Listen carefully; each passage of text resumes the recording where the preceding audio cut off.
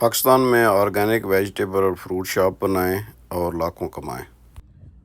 बिस्मिल्लाहिर्रहमानिर्रहीम। Business info Pakistan की जानिब से मैं ग़ुलाम रसूल हाज़िर खिदमत है और आपकी खिदमत में सलाम अर्ज़ करता है। काफ़ी दिनों के बाद आपकी खिदमत में हाज़िर हो रहा हूँ। हमारी ज़ाहिर मसरूफियात थी, मैं काम भी करता हूँ, जॉब करता हूँ और हमारी कंपनी में कुछ स्ट्राइक चल रही थी, हम स्ट्राइक में आगे आगे थे, तो इस वजह से थोड़ा सा लेट हो गया हूँ। आज एक आइडिया आपकी खिदमत में पेश कर रहा हूँ जो कि बड़ा मतलब है, एक नया आइडिया है जो बाहर के ममालिक में तो चल रहा है। अभी पाकिस्तान में भी ये शुरू हो गया बड़े शहरों में, लेकिन अभी छोटे शहर जो हैं इसमें नहीं है। लेकिन लोग यूँ यूँ बाहर जा रहे हैं, लोग यूँ यूँ नॉलेजेबल हो रहे हैं तो वो इस तरफ बढ़ रहे हैं। ये है ऑर्गेनिक सब्ज़ी और फ्रूट का स्टोर। आपने ऑर्गेनिक शायद सुना हो या ना सुना हो, लेकिन ऑर्गेनिक असल में वही होता था जो अब जैसे हम गांव में रहते थे पहले। तो गांव में हमारी जो है ना वो अपनी खेती बाड़ी होती है और हमारे गांव में पहले लोग ज़्यादा जो है ना ये एक तो देसी बीज वगैरह इस्तेमाल करते थे और खाद भी जो है इस्तेमाल नहीं करते थे। नेचुरल खाद जो है गोबर की खाद होती है, वही मुझे याद है कि जब हमारी भैंसें वगैरह होती थी तो वो एक ही जगह पर उसकी जो गोबर वगैरह रख देते थे और बाद में उस गोबर को खेतों में जाकर फैला देते थे। अब भी कई लोग करते हैं वो कि गोबर को फैला देते हैं। गोबर के अब तो कई काम हैं, गोबर से आप गोबर गैस बना सकते हैं और ज़ाहिर है उसको उसके डिफरेंट यूजेस भी हैं। मैंने गोबर को खुश्क करने वाली मशीन है, उससे आगे जैसे लकड़ी होती है ना, ऐसे वो बनाकर उसको जलाने के लिए भी अब पाकिस्तान में भी वो यूज़ हो रहे हैं, पैलेट से बनाकर उसके यूज़ करते हैं। जो मैं बात कर रहा हूँ कि जब हमें उसकी उस वक्त समझ नहीं थी, ज़रा जब हम बचपन में या हमारे गांव में, या लोग इसलिए नहीं करते थे कि ये सेहतमंद होता है, इसलिए करते थे उनके पास जो है खाद के पैसे नहीं होते थे, या खाद को पुराने जो फार्मर हैं वो अच्छा नहीं समझते थे कि ये जो है ना ये इतनी कोई अच्छी चीज़ नहीं है। और अब साबित भी हो रही है कि हमारे जो किसान थे वो पढ़े हुए नहीं थे, लेकिन अब ये बात साबित भी हो रही है कि वो कोई चीज़ वाकई अच्छी नहीं थी और सेहत के लिए भी अच्छी नहीं थी और नेचुरल जैसे ग्रो होती है। अगर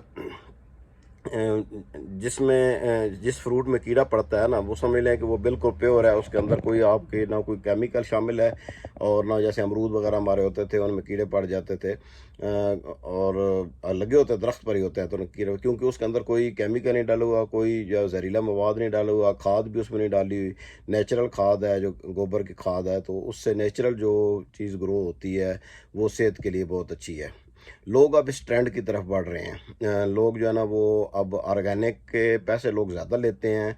ऑर्गेनिक फार्मिंग में हर किस्म की ऑर्गेनिक मीट है, जैसे आपने मुर्गियाँ जो है ना वो की हैं, अपने फार्म पर पाली हैं और वो जो है ना फार्म उसमें कोई आपने कोई पेस्टिसाइड नहीं डाले, कोई दूसरी खाद नहीं डाली, तो वो मुर्गियाँ ऑर्गेनिक तस्वर होंगी। इसी तरह जो बकरियाँ या जैसे हमारे हम देखते हैं कि मैं ओरिजिनली मेरा ताल्लुक चूँकि पहाड़ी इलाके से है और जब हम यहाँ से मैदानी इलाके से सरगोदा से जाते हैं गांव अपने जाते हैं और वहाँ के जो गोश्त हम खाते हैं और जो हम शहर में हम गोश्त खाते हैं उसका बहुत फ़र्क होता है टेस्ट का भी, क्योंकि वो चराई करके आती हैं बाहर से, जो है ना वो नेचुरल जड़ी बूटियाँ खा कर आती हैं बकरियाँ, और जब उनको ज़बह किया जाता है उनके गोश्त का टेस्ट उससे क्वाइट डिफरेंट होता है जो आप शहरों में आप इस्तेमाल करते हैं। तो आप एक अगर ऐसा स्टोर बना सकते हैं जिसमें ऑर्गेनिक चीज़ें बेची जाएं। अगर आप चाहें तो मिक्स करके बना सकते हैं कि ऑर्गेनिक का एक अलग जो है ना वो सेक्शन बना लें जिसमें सारी चीज़ें जो भी ऑर्गेनिक हैं, जो कंफर्म्ड ऑर्गेनिक हैं, वो आप उस साइड पर रखें, और जो आपको नहीं पता है कि वो ये ऑर्गेनिक नहीं है तो वो इन दूसरी जो रेगुलर में आप रखते हैं।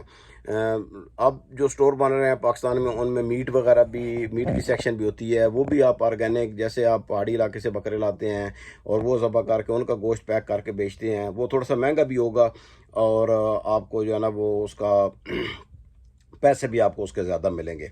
और इसी तरह जो है ना वो सब्ज़ियाँ जो हैं क्योंकि वो थोड़ी होती हैं, महंगे क्यों होते हैं ऑर्गेनिक, क्योंकि वो थोड़े होते हैं ऑर्गेनिक चीज़ें जो ज़ाहिर है जिसमें पेस्टिसाइड डाल के या जिसमें खादें वगैरह डाल के जो चीज़ होती है वो ज़्यादा होती है, लेकिन वो सेहत के लिए इतनी अच्छी नहीं होती है जितनी आप नेचुरल, जैसे अब मुर्गी है, जो फार्मिंग मुर्गी होती है उसको डिफरेंट उसको खुराक तैयार करके 30-35 दिन में 40 दिन में तैयार कर लिया जाता है। वो डेफिनेटली जो है ना उस मुर्गी से जो घर में रखते हैं, जिसको आप फ्री रनिंग, इनको फ्री रेंज यहाँ पर कहते हैं, फ्री रेंज मुर्गियाँ होती हैं, उन उनका और उनका ज़मीन आसमान का फ़र्क होता है, टेस्ट का भी फ़र्क होता है।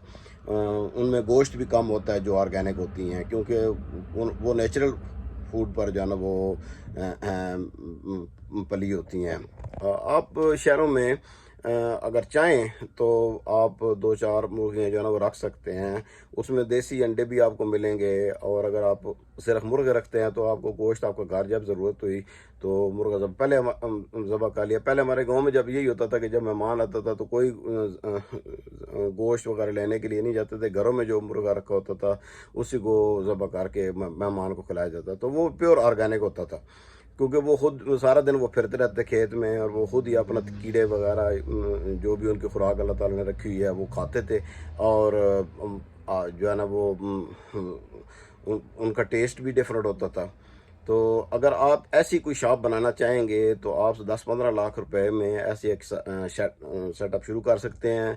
आजकल आपको पता है कि मार्केटिंग का ज़माना है, आप जितना लोगों को बताएंगे कि हम ऑर्गेनिक बेच रहे हैं, लोगों को थोड़ी सी ऑर्गेनिक की वजाहत भी कर दें कि ये बग़ैर दवाइयों के पले हुए हैं मुर्गे, सपोज मुर्गे का गोश्त आप बेच रहे हैं और सब्ज़ी जो है वो बग़ैर ये पेस्टिसाइड के है, बग़ैर उसके आप किसी मसनूई खाद के है, इसको नेचुरल खाद गोबर की खाद से बनी हुई सब्ज़ी हम बेचते हैं।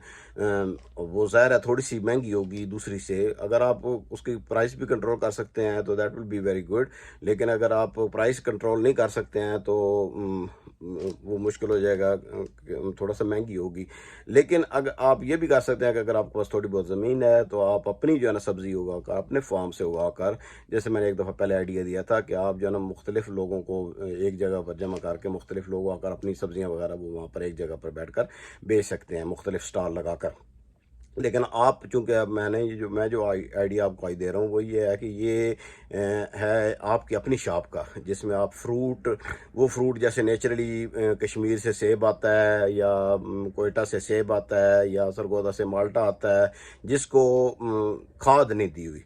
ये भी देखते हैं कि आजकल जो है ना कि वो क्योंकि उनको भी खादें वगैरह दे रहे हैं, लेकिन कुछ ऐसे छोटे ज़मींदार होते हैं जिन्होंने जो खाद वगैरह नहीं डालते हैं तो उसमें उनका फल कम होता है, थोड़ा सा महंगा देते हैं, लेकिन वो होता बिल्कुल डिफरेंट है। इस तरह आम आता है, आप खुद थोड़ी सी मेहनत करके अगर आप वो इलाकों में जाकर वहाँ से लेकर आएंगे तो वो आपको इनिशियली आपको थोड़ा मुश्किल लगेगा, लेकिन वक्त के साथ साथ आपके ताल्लुकात बनेंगे तो आप उनको डायरेक्ट भी वहाँ से मंगवा सकते हैं।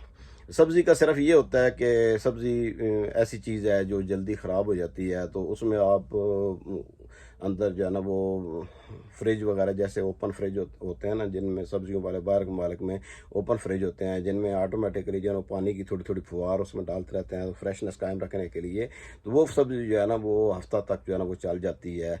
और साथ आप अगर एक मैंने अभी बात हुई थी मेरी कल ही, मैं परसों मैं आया टोरंटो से, तो वो जिसमें टैक्सी हमें लेने आती है होटल से, तो वो पाकिस्तानी ड्राइवर था। तो उनसे बात करते हुए उन्होंने स्टोर बनाया है वहाँ पर थोड़ा सा टोरंटो से बाहर ना, तो बड़ा स्टोर है। तो मैंने उनसे पूछा कि जो आपकी सब्ज़ी बच जाती है उसका फिर आप क्या करते हैं, तो उन्होंने कहा जी कि हमने एक रेस्टोरेंट बना लिया है साथ, और उस सब्ज़ी को हम वहाँ पर यूज़ करते हैं, सब्ज़ी वगैरह है वहाँ यूज़ करते हैं। इस तरह फ्रूट चाट कहते हैं बनाकर हम देते हैं, जो फ्रूट बच जाता है आप कहीं डोनेट भी कर सकते हैं अगर आप चाहें तो। कुछ ऐसे जैसे बच्चे होते हैं SOS विलेजेस वगैरह, वहाँ भी दे सकते हैं। और सब्ज़ी जो है ना अपना प्रॉफिट बहुत ज़्यादा होता है सब्ज़ी में आप अगर जो बच जाती है तो मैं अगर बनाऊँ तो मैं तो, अगर मेरे पास जगह होगी तो मैं तो एक आध जो है ना वो कुछ बकरे वगैरह रख लूँगा, वही सब्ज़ी वो जो बचती है वही काट कर उनको खिलाऊँगा, या मुर्गियाँ रख लूँगा जो काट कर उनको खिलाऊँगा। तो ये हर बंदे की अपनी चॉइस है कि कैसे वह उसको जो वेस्ट है उसको कैसे कंट्रोल कर सकते हैं। वहाँ पर ही आप दुकान के अंदर ही जूस का कॉर्नर बना सकते हैं, जहाँ से लोग आकर जूस वगैरह आपसे जूस भी पीते हैं, साथ दुकान में आते हैं। तो ये सेल्फ सर्विस का काइंड ऑफ दुकान बनाएं आप। सेल्फ सर्विस पाकिस्तान में ये है कि आप वहाँ पर कंडे लगा दें साथ साथ, और बंदे खड़े हों जो वहाँ पर जो है ना, आपको ज़्यादा थोड़ी सी लेबर थोड़ी सी ज़्यादा चाहिए होगी, जो लोगों को वो सब्ज़ी तोल वगैरह तोल कर दे। देखो कभी लोगों को हमारे इतनी समझ नहीं है कि वो सारे लोग इतने पढ़े लिखे भी नहीं हैं कि वो अपने तौर पर तोल कर ले जाएं। लोगों को ये गुंजाइश दें कि वो खुद अगर चुन कर लें। जैसे औरतें ये होती हैं ना, जहाँ पे जब रेडी वाले आते हैं तो वो खुद वो उठाकर वहाँ से लेती हैं, तो वो इसलिए पसंद करती हैं कि खुद उन्होंने वो फ्रूट उठाया है, खुद सब्ज़ी उठाई है। तो ये एक छोटा सा आइडिया था, और ये इसमें 30 to 40% जो है ना, मैं आपको बता दूं कि बचत है आपकी। जितना भी आप लगाएंगे ना, तो आप 10, मैंने बताया कि 10 से 15 लाख में आप स्टार्ट कर सकते हैं। बाकी इसको जितना बढ़ाएंगे, बड़ी सुपर मार्केट बना लेंगे। यहाँ पर बड़े बड़े स्टोर हैं, नोफ्रिल है, लॉबलाज है, फ्रेशको है, सुपर स्टोर है यहाँ पर कनाडा में। इसकी तरह के और बहुत से स्टोर हैं छोटे बड़े बने हुए हैं, जहाँ से लोग सेल्फ सर्विस में सब्ज़ी और फ्रूट वगैरह उठाते हैं। तो उम्मीद है आपको मेरी आज की वीडियो पसंद आई होगी। अगर पसंद आई है तो प्लीज़ लाइक कर दीजिएगा, नहीं पसंद आई तो डिसलाइक करके प्लीज़ कमेंट में ज़रूर बताइएगा कि आप इसमें और क्या देखना चाहते थे, क्या सुनना चाहते थे। नेक्स्ट वीडियो तक मुझे इजाज़त दीजिए। अल्लाह हाफ़िज़।